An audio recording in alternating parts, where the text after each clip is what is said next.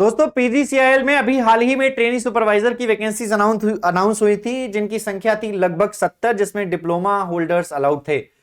PGCIL के लिए एक बहुत बड़ी पीजीसीआईएल की तरफ से खुशखबरी आ चुकी है डिप्लोमा होल्डर्स के लिए। और वो क्या खुशखबरी है?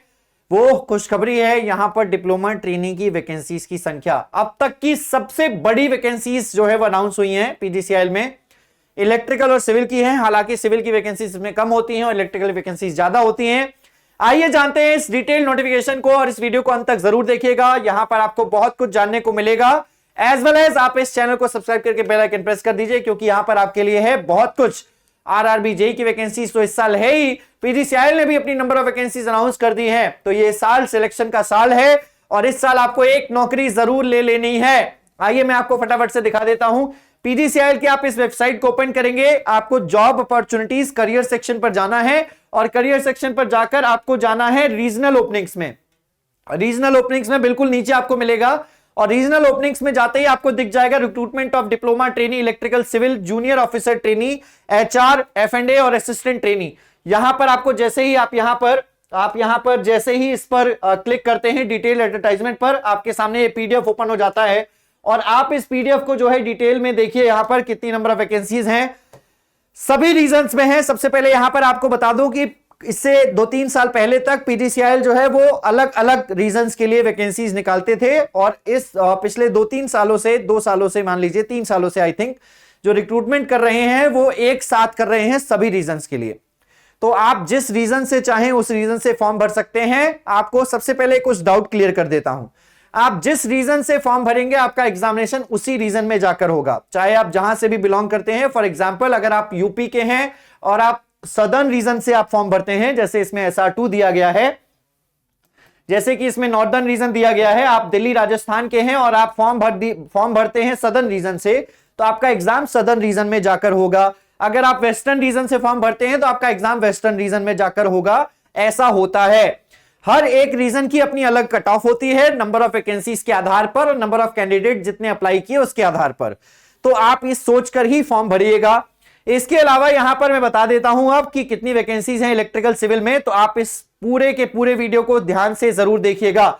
देखिए डीटीई पोस्ट का नाम है, आई थिंक ये डिप्लोमा ट्रेनी इलेक्ट्रिकल होगा और डिप्लोमा ट्रेनी सिविल होगा। इसी प्रकार से यहां पर ये जूनियर जो ये वैकेंसीज की संख्या आई है जेओटी, जिसमें इन्होंने कहा है कि ये असिस्टेंट ट्रेनी की वैकेंसीज हैं और जूनियर ऑफिसर ट्रेनी की वैकेंसीज हैं। तो जो जेओटी है ये जूनियर ऑफिसर ट्रेनी है और जूनियर ऑफिसर ट्रेनी एचआर में है और एफ&ए में है। हालांकि एचआर और एफ&ए हमारा नहीं है, हमारा है डीटीई और डीटीसी, डिप्लोमा ट्रेनी इलेक्ट्रिकल और डिप्लोमा ट्रेनी सिविल। यहां पर अगर आप देखेंगे तो जो रीजन है वो सीसी रीजन है। सीसी रीजन पर देख लीजिए क्या है सीसी रीजन। सीसी रीजन है कॉर्पोरेट सेंटर यानी कि हरियाणा सेंटर पर जो वैकेंसीज की संख्या है इलेक्ट्रिकल की वो 14 वैकेंसीज हैं इलेक्ट्रिकल में।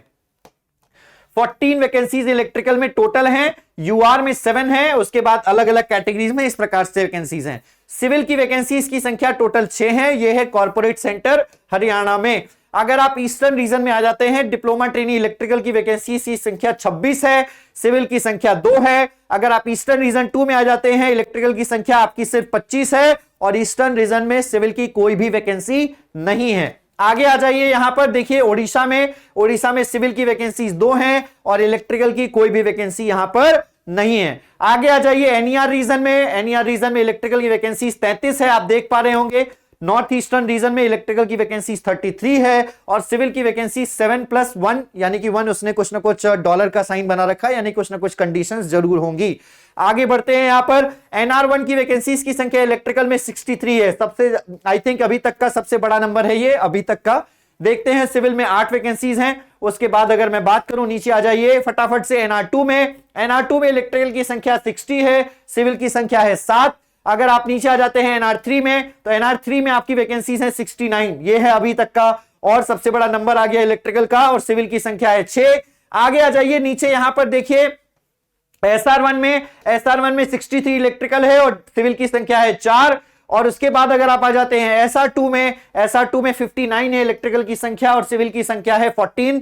SR2 में सिविल की अब तक की सबसे ज्यादा वैकेंसीज हैं। अगर यहां पर बात करें, नीचे आ जाइए, तो WR1 में आ जाएंगे। WR1 में 67 वैकेंसीज इलेक्ट्रिकल के लिए है और सिविल की संख्या है 5। और WR2 में इलेक्ट्रिकल की संख्या है यहां पर 104। वेस्टर्न रीजन 2 में सबसे ज्यादा इलेक्ट्रिकल की वैकेंसीज हैं भाई, और सिविल की वैकेंसीज हैं 4 यहां पर WR2 में। आगे आ जाइए, तो ये टोटल है 795 प्लस जो 5 स्टार का साइन है वो बैकलॉग वैकेंसीज हैं फिजिकल, और जो डॉलर का साइन है वो एक वैकेंसी जो ऊपर डॉलर था उसका मतलब है वो फिजिकल PWBD कैंडिडेट्स के लिए वैकेंसीज हैं। तो ये टोटल नंबर ऑफ वैकेंसीज है। कैटेगरी वाइज अगर देखा जाए तो टोटल जनरल में 364 वैकेंसीज है। हालांकि यहां पर ज्यादा सिविल की वैकेंसीज नहीं है, देखा जाए तो टोटल जनरल की वैकेंसीज 364, इसमें सिविल की कुछ वैकेंसीज माइनस कर दें तो यहां पर अगर अब यहां पर बात करते हो आप तो बहुत ज्यादा इलेक्ट्रिकल की वैकेंसीज देखने को मिलती हैं। ये जनरल हो गया, उसके बाद ये EWS हो गया, फिर SC, फिर OBC हो गया, फिर ST ST, इस तरीके से number of vacancies category wise है। एक बार आप इस पूरे PDF को जरूर ध्यान से देखिएगा। आगे बात करते हैं यहां पर इसके एजुकेशन क्वालिफिकेशन की। तो एजुकेशन क्वालिफिकेशन में बात कर लेते हैं। नीचे यहां पर डिप्लोमा ही अलाउड होगा, बीटेक वाले अलाउड नहीं होंगे। 3 साल का डिप्लोमा जिसने किया है इलेक्ट्रिकल इंजीनियरिंग से या सिविल इंजीनियरिंग से वो फॉर्म भर सकता है, और बीटेक के कैंडिडेट्स अलाउड नहीं है। हायर क्वालिफिकेशन जिसके पास है, चाहे वो विथ डिप्लोमा हो या विदाउट डिप्लोमा हो, वो अलाउड नहीं है। मैं आपको कुछ चीजें बता देता हूं। अगर आपने डिप्लोमा किया है और आप बीटेक कर रहे हैं, या फिर अगर आपने डिप्लोमा किया है और आप बीटेक भी कर चुके हैं, उससे आपको दिक्कत नहीं है। आप अपनी एज लिमिट के अनुसार आप सिर्फ डिप्लोमा की डिग्री को ही शो कीजिए। आप डिग्री, अपनी जो बीटेक की डिग्री है, जो आपने बीटेक किया है, उसको आप शो मत कीजिए। आप सिर्फ डिप्लोमा के आधार पर फॉर्म भरिए और आप डॉक्यूमेंट वेरिफिकेशन के दौरान सिर्फ डिप्लोमा की आप अपनी जो डिग्री है वो दिखाइएगा।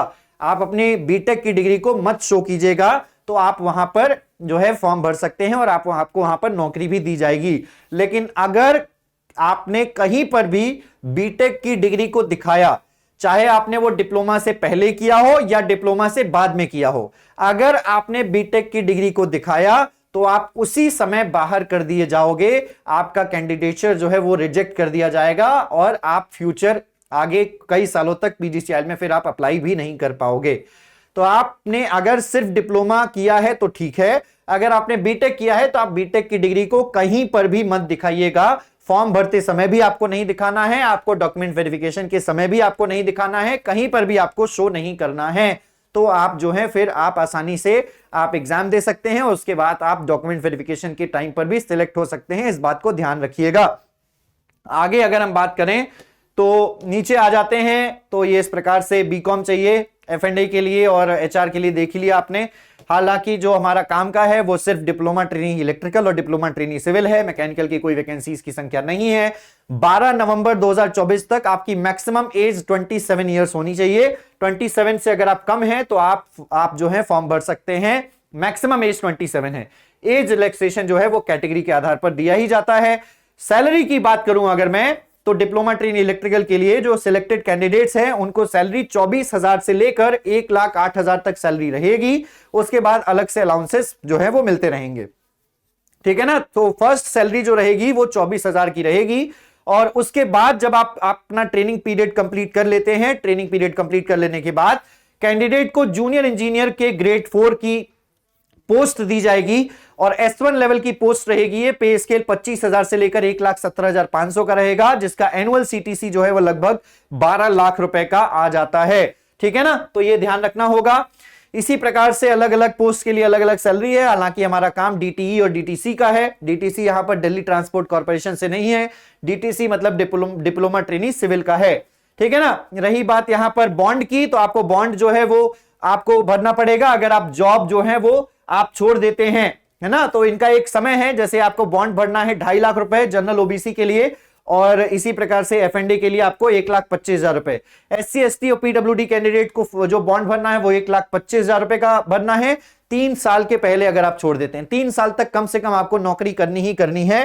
3 इयर्स लिखा है, for a minimum period of 3 years. अगर आप देखेंगे तो 3 साल की नौकरी करनी है और 3 साल के पहले छोड़ते हैं आपको तो 2.5 लाख रुपए सबमिट करना होगा। SC ST के कैंडिडेट को आपको 1,25,000 जो है वो करना होगा। और रही बात फॉर्म की फीस, तो फॉर्म की फीस यहां पर आई थिंक 300 रुपए है। ये फॉर्म की फीस ही लिखी होगी जहां तक, हाँ एप्लीकेशन फीस 300 रुपए है। तो ये 300 रुपए जो है वो आपके लिए है फॉर्म की फीस, और बाकी जो F&A की वैकेंसीज हैं उनके लिए 200 रुपए फॉर्म की फीस है। आप PGCIL की वेबसाइट पर डायरेक्टली जाकर फॉर्म भर सकते हैं। तो यहां पर इस प्रकार से रहा। एज, सैलरी मैंने आपको बता दी। सिलेक्शन प्रोसेस की बात कर लेते हैं। सिलेक्शन प्रोसेस यहां पर 100% वेटेज रहेगा, यानी कि आपका कोई भी इंटरव्यू नहीं होना है। आपका जो है सिलेक्शन सिर्फ और सिर्फ रिटन टेस्ट के आधार पर होना है। CBT होगा, और CBT के लिए आपका जो सिलेक्शन पैटर्न है वो क्या है तो वो मैं आपको बता देता हूं।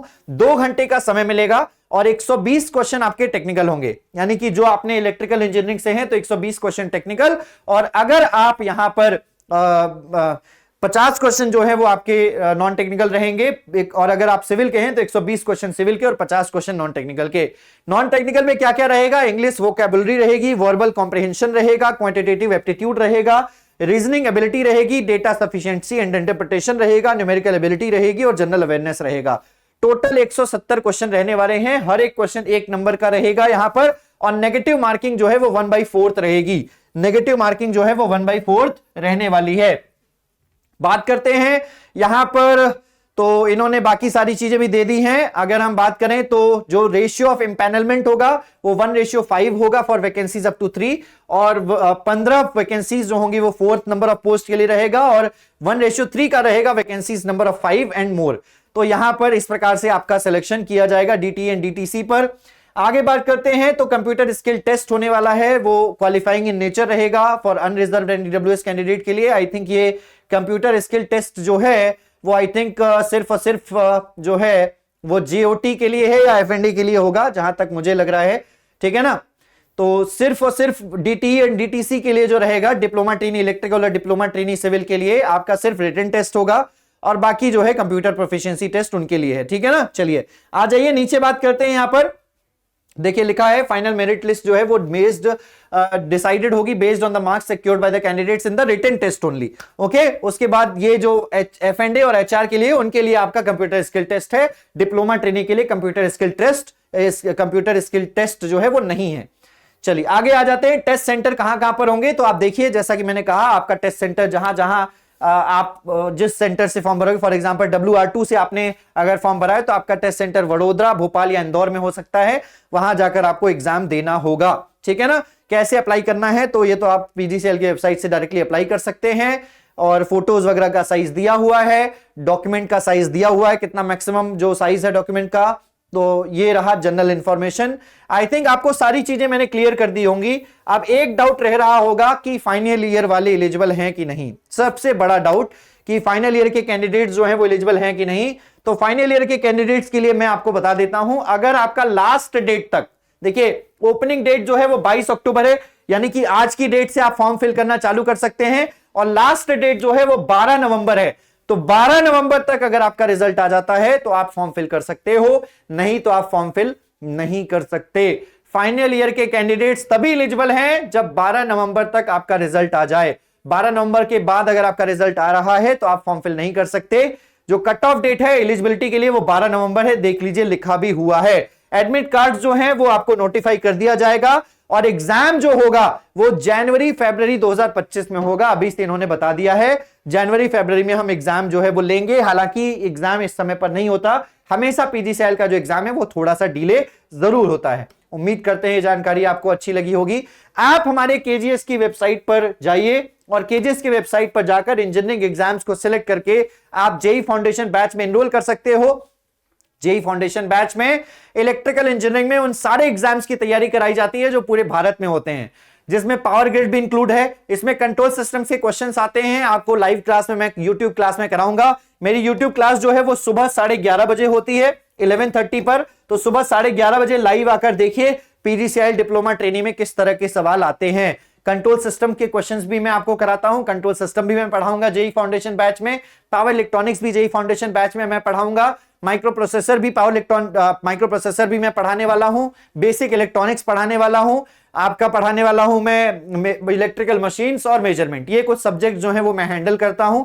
आप JEE फाउंडेशन बैच में एनरोल कर सकते हैं अपने आप को, और PGCIL की तैयारी आप यहां पर जुड़कर कर सकते हैं। अभी जाकर आप रजिस्ट्रेशन कर लीजिए, ठीक है ना। रही बात टेस्ट सीरीज की, तो आप टेस्ट सीरीज पर जैसे ही सिलेक्ट करते हो तो आपको फ्री टेस्ट सीरीज प्रोवाइड की जा रही है। फ्री टेस्ट सीरीज के लिए आप यहां पर मैकेनिकल, इलेक्ट्रिकल और सिविल के लिए फ्री टेस्ट सीरीज भी जाकर देख सकते हैं। आप हमारे साथ जुड़ सकते हैं, चैनल को सब्सक्राइब करके बेल आइकन प्रेस कर दीजिए और ऐप डाउनलोड कर लीजिएगा, वहां पर आपको सब कुछ मिल जाता है। मेरी क्लास से जुड़ना मत भूलिए, सुबह 11:30 बजे रेगुलर अप से। धन्यवाद, मिलते हैं आपसे अगली क्लास में, तब तक के लिए bye bye, take care, see you soon and God bless you all, thank you.